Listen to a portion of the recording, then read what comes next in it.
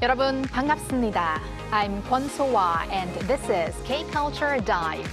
Join us in taking a deep dive into the heart of Korean culture, from K-entertainment to AI news to K-culture in photos. And for our K-Correspondent segment, we go over to San Francisco to talk about K-art. And with that, let's dive in. Joining me for today's show is Bella Kim. Hello, Bella. Hi, Soa. And hello to everyone joining us today on K-Culture Dive. I'm Bella Kim, here to co-host and fill you all in with some exciting K-entertainment stories. So to open our exciting K-entertainment segment today, we're going to start with a group that's got fans buzzing around the world, Stray Kids. Yes, Stray Kids have once again proven their ticket-selling power. They have sold out all 5 of their upcoming Seoul concerts, which will launch their new world tour titled Run It. The performances will take place at K-Dome here in Seoul on July 25th, 26th, and 29th, and also August 1st and 2nd. These Seoul concerts are especially significant as it's the first time a single Stray Kids concert series has been held over 5 consecutive dates in one location. Following these Seoul concerts, Stray Kids will take their world tour across Asia and also launch their own festival, Stray City, in 3 Latin American cities this September. On top of the upcoming world tour, the group will also make a comeback with the release of their new mini album, This and That, on August 7th. Lots to look forward to for Stray Kids fans. Stay. Yes. And we're going to talk about another boy group, but this time from a different generation, because Stray Kids is, I guess, 4th generation, and now we're going to talk about a 2nd generation group. Right. We're talking about B to the I to the Bang Bang. Big Bang are celebrating the 20th anniversary of their debut with a special free event for their fans. The group will host the event on August 19th at Yeouido Hangang Park in Seoul, marking exactly 20 years since their debut. Fans can enjoy DJ performances featuring newly arranged versions of Big Bang's greatest hits, as well as media art, a large-scale drone show, and fireworks. The celebration will take place just ahead of the group's new world tour, Access Cosmos, which will begin on August 21st in Goyang, Gyeonggi-do Province. Since debuting in 2006, Big Bang have become one of K-pop's most influential groups, known for their global hits like Fantastic Baby, Bang Bang Bang, and also Loser.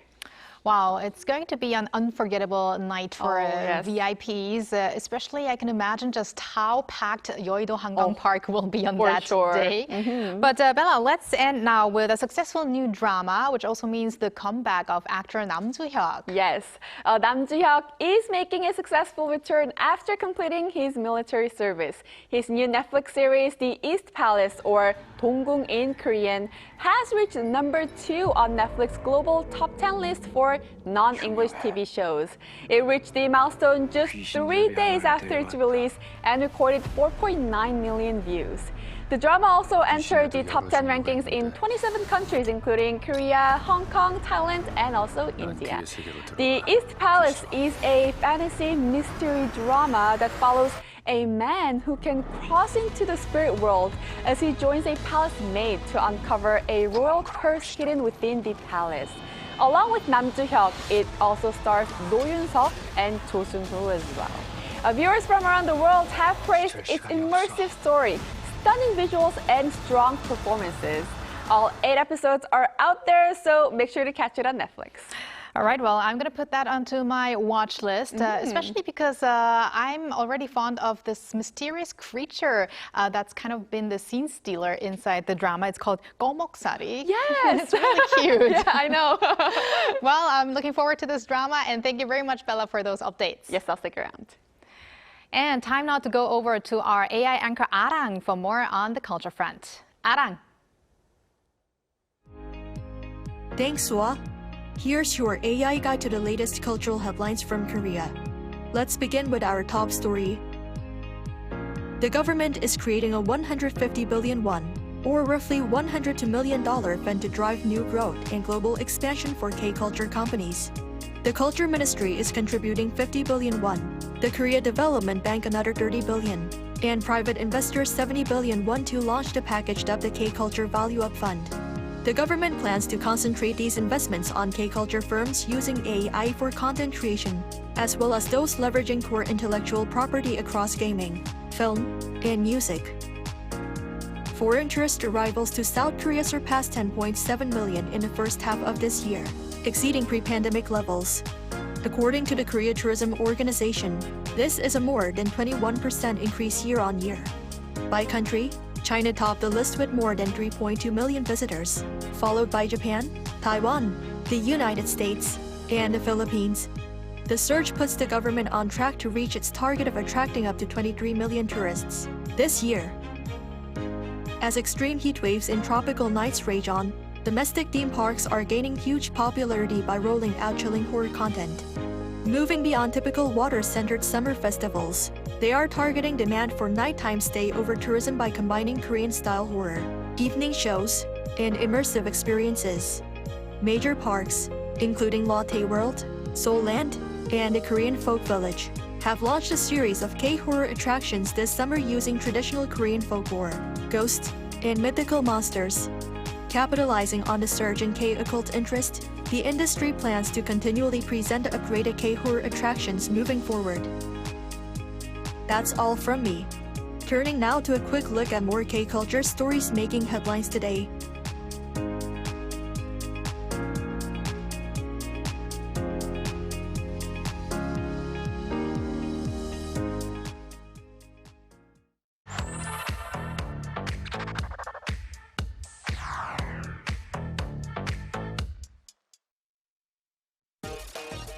Through a single photo at a time, we take a closer look at culture in Korea. This is K-Culture in Photos. Here's today's Korean keyword, 여름방학 or summer vacation. For students across Korea, summer vacation has officially begun. And for many elementary school children, the last day of school is one of the most exciting days of the year. It's the moment they've been counting down to for weeks. Before heading home, many classes celebrate the start of the vacation with music, games, or small classroom parties. It's a fun way to wrap up the semester and share one last happy memory with classmates and teachers. Then comes everyone's favorite moment. With their summer vacation plans in hand, students wave goodbye to their teachers before racing out of the classroom with huge smiles on their faces. For these children, summer vacation isn't just a break from school. It's the beginning of family trips, outdoor adventures, and weeks of freedom waiting to be enjoyed. Here's something you don't see every day. These athletes may look like they are playing on a regular basketball court, but they are actually competing inside a shopping mall. This special indoor court was set up in the center of a large mall where visitors could stop and watch top-level 3-on-3 basketball matches from every floor. The event brought together both men's and women's competitions, giving fans a chance to enjoy elite basketball in an unexpected setting. The tournament even featured Korea's women's national 3-on-3 team, while the men's event served as an official FIBA qualifying tournament, with the winning team earning a place at an international challenger event in Beijing. It's a fun example of how Korea is bringing sports closer to everyday life, turning an ordinary shopping trip into an exciting courtside experience. Take a look at this glowing scene. Thousands of candles, music in the evening air, and everything is ready to welcome families for a magical night. This is Korea's Bambam Festa, a nationwide festival celebrating the beauty of Korea after dark. The event is being held in 10 cities across the country, each known for its special night tourism programs. Visitors can enjoy candlelight concerts, waterfront games, evening walks, and cultural performances, all designed to encourage people to stay longer and experience the city beyond the daylight hours. And everywhere you look, warm candlelight becomes the festival's signature image. From harbors or streams and historic streets to museums and libraries, Korea is transforming ordinary nighttime spaces into places of relaxation, culture, and connection. It's a beautiful reminder that in Korea, the day doesn't end when the sun goes down. it simply begins to shine in a different way. This powerful performance isn't part of a military demonstration. It's the opening of the Chuncheon Korea Open International Taekwondo Championships, the largest event in the tournament's history.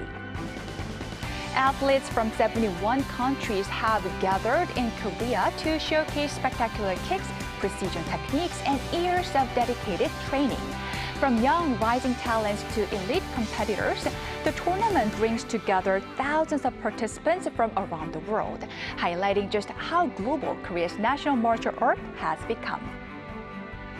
But tradition is also meeting technology. Visitors can even experience virtual taekwondo wearing VR headsets to compete in a digital arena that combines real kicking techniques with immersive technology. It's an exciting new way to experience the sport, whether you're a lifelong martial arts fan or trying taekwondo for the very first time. It's a glimpse into the future of a sport that continues to evolve while staying true to its roots. From classrooms to shopping malls, city nights to taekwondo arenas, Korea has a way of turning everyday moments into unforgettable experiences.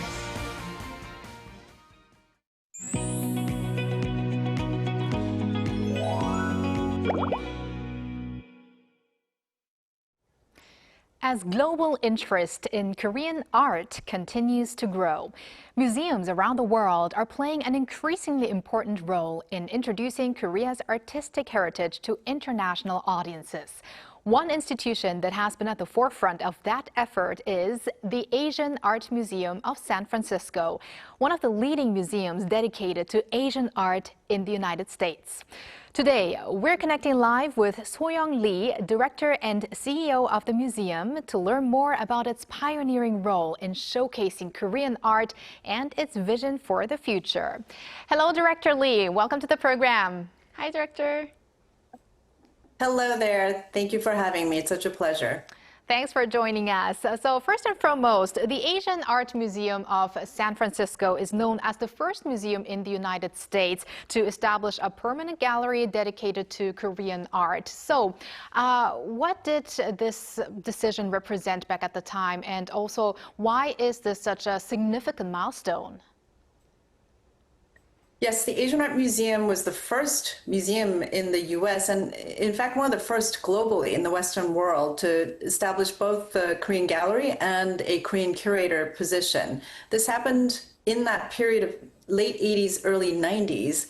This was many years, many decades before Korean culture became dominant, before K-pop, before K-drama, before K-film, before K-beauty. This was a period when, for example, the New York art scene had not caught on to the importance of Korean art. So this is one of the things I love about being in San Francisco and leading this institution. It's always been at the forefront of understanding that Asian art and Korean art is sort of like centers global culture. Wow, that is definitely meaningful. Now, over the years, the museum has presented a wide range of exhibitions highlighting the diverse cultures and artistic traditions of Asia. So what curatorial approach or philosophy has shaped the ways that these exhibitions have been planned and presented? When the museum first opened, it was focused on its own collection. The museum has an incredible Pan-Asian collection, probably the strength is in East Asia. But mounting exhibitions was a way to expand the stories and the history that the museum can tell. Throughout its lifetime, and particularly in the 90s and the early 2000s, the museum mounted these major loan exhibitions from Asia, these masterpiece exhibitions, including about Goryeo Dynasty, which was in 2003, one of the pioneering, field-changing exhibitions at this museum. And taking that legacy under my leadership, we are expanding even further the stories that we tell about Asia, Korea among the forefronts of that, and really bringing it into today. Right? So the Asian Art Museum has been known for telling histories, the traditions, but Asian diaspora, its art and culture didn't end in 1900 or even 2000. So we're featuring contemporary artists, living artists, and we're really telling the story of how traditions informs today's creativity and how the dynamic contemporary culture has been shaped by the rich traditions of its history. Well, looking at the pictures and the video right now, a very familiar looking sculptures and art pieces. But directly, in your view, what is the key to inspiring international audiences to appreciate Korean art? And among visitors to the museum, what aspects of Korean art tend to leave the strongest impression? That is a great question. You all know, the program just featured Stray Kids. K-pop is all the rage, and I would say probably the majority of Americans and international audiences come to museums with that knowledge first. And so tapping into that dynamic sort of culture of the popular culture and connecting it to the tradition. So one of the ways we're doing, in fact, many of the Korean museums are doing it, right? K-pop Demon Hunters. We have an incredible 18th century blue and white ceramics that features tigers and magpies. So making these connections for our audiences, but also there was already, Korean traditional art has become these iconic moments, the moon jar. There are creations throughout Korea's history that are unique and vibrant, even within the context of East Asian and Asian art. You're seeing our iconic 18th century moon jar right now on the screen. And so now I would say people already have impressions and of these iconic Korean moments. And so tapping into those and providing the context of what made them so special is the role that the Asian Art Museum plays. I really like the mixture of the art pieces that we just saw, like the moon jar, as you mentioned, and also I could spot some Squid Game figures as well there. So I guess that's why. So that was, yes, one of our recent exhibitions featuring Hallyu. Right. So there's a reason for why it resonates with so many K-pop fans and K-drama fans as well, I guess. For sure. And for many people, including myself, a museum or like art could be a difficult or kind of like difficult to approach, but connecting it with the K-pop, K-dramas, and more of the easyable, approachable K-culture aspects, it really, is reaching out to a global audience as well. And also speaking of some of the things going on in the museum, this fall, the museum will present a special exhibition dedicated to Korean art. So could you please give us a little preview about the upcoming exhibition and what you hope the international audiences will discover through it? Yes, thank you. A pleasure. This fall, we're launching the exhibition Ha Jong-hyun Retrospective. Ha Jong-hyun is one of the most influential, transformative artists of the modern contemporary period. He's still living in his 90s and still painting. He's known as an abstract painter, but what is incredible about this artist and his entire oeuvre is that he spent his life redefining the notion of painting. It is not just a two-dimensional something that you shape the surface. He's in fact known for his invention of a method where he pushes paint from the back of burlap or hemp through to the front, and he manipulates the surfaces. What his story is really about, continually experimenting, coming at things from a different perspective, and really respecting both the materials and the artist's own actions. And so when you walk through the exhibition, what I hope the international audiences, the American audiences, and even the Koreans will take away is that artists, there is something very grounding. Art is about the materials. Art is about the person that's creating. And this is also an exhibition that tells the story of modern Korea. He started at a moment when Korea was economically down. He used materials that were available, sort of everyday materials. And then through the history of modern and contemporary Korea, he's sort of reflecting the changes that's happening around him. But more than anything, this is an opportunity for people to slow down, look, and feel. And that is exactly what actually the artist himself has said that he wants people to take away from his art. Right. It seems like this exhibition is not only going to offer the extraordinary, remarkable career of one specific artist like Ha Jong-yeon, but also offer a window to modern Korean history as well as its creative spirit. But before we move on directly, so this exhibition will kick off open in September, as far as I know, and even go into early next year, right? Yes, September 25 is the public opening, and it will go into January of 2027. And this is the first exhibition featuring Ha Jong-yeon in a U.S. museum, and we are extremely proud and excited to be the leader in showcasing, and has generated already so much excitement because he is actually well collected by international collectors. He has such fans all over the world. And I hope that even Koreans will travel to San Francisco and come and see this exhibition. Right, and there is also a big Korean population there as well. So let's hope for a successful exhibition. And speaking of San Francisco, this year marks the 50th anniversary of the sister city relationship between San Francisco and Seoul, a partnership that reflects the long-standing cultural ties between the two cities. So in that context, you've described San Francisco as the west of America and the east of Asia. Could you explain that a little bit more? And why do you think Korean art resonates so strongly with audiences in a city like San Francisco? Yes, I have called San Francisco the West Coast, California and San Francisco the West Coast of the United States, but it's really the East Coast of the Indo-Pacific region, all of Asia. It's that bridge and the middle ground, and a place. San Francisco has always been a place of innovation, of looking ahead.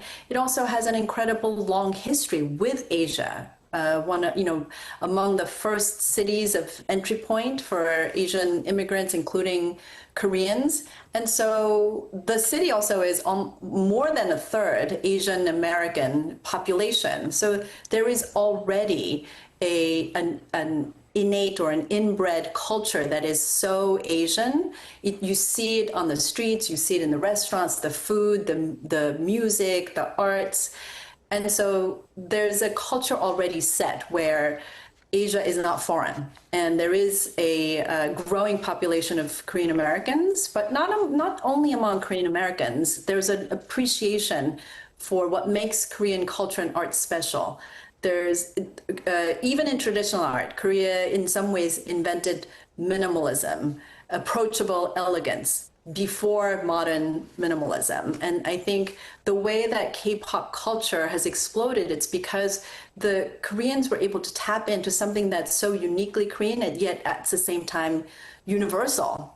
And so this is a city that is just all so ready not only to appreciate, but also look ahead into what is the future of Korea, what is the future of Asia. Right. For sure. And actually, it's been about a year and 4 months, so you officially began your role as the first Korean director and CEO of the Asian Art Museum in April of last year. So now looking ahead, what goal or vision do you hope to achieve during your leadership with the Asian Art Museum of San Francisco? Yes. As, again, the West Coast of the United States, but the East Coast of Asia, this is the perfect city, and the Asian Art Museum is the ideal place to be local cultural destination and a global voice for Asia. And so we have already in the past year, through our programs, welcomed the many Asian Americans and non-Asian Americans through culture. So we do programs, particularly on the weekends, that are around food, around music. We've had K-pop sing-alongs. We've had a current sort of Cambodian popular rock music performances. So through culture, we're bringing people in, and this is the hub for appreciating Asian and Asian diaspora globally. And at the same time, through our exhibitions like Hajonghyun and others that we're planning, we are leading the conversation about defining Asian art and culture for the future. And that's the exciting part of what we're doing here at the Asian Art Museum, and that's why I'm so privileged and happy to be in this role. All right, sounds exciting. We are looking forward to all of the projects that are coming up at the museum. Thank you very much, Director Lee, for connecting with us today, and especially for your important role in, introducing Korean art to the U.S. as well as the entire world. Thank you. Thank you. It's been a pleasure, and I thank you, and come visit us in San Francisco. Sure. Thank you very much for that invitation. And thank you, Bella, as always. So we're going to have you back here soon. Yes, I'll see you soon. Thanks for watching and your interest in everything K-culture. Please tune in again tomorrow, 2 p.m. Korea time. Keep diving.